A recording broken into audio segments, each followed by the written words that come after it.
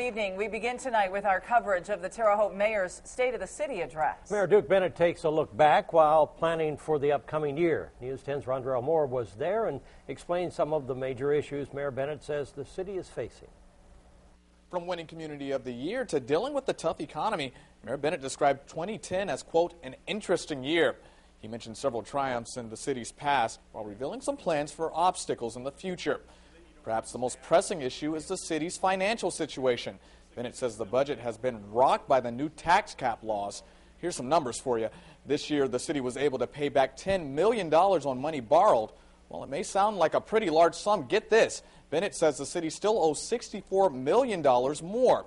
And he says tax caps are putting a limit on just how much of that debt the city can pay off. In fact, he says the city will lose $6.7 million in revenue this year due to tax caps. But he says he has an idea on how to get that money back.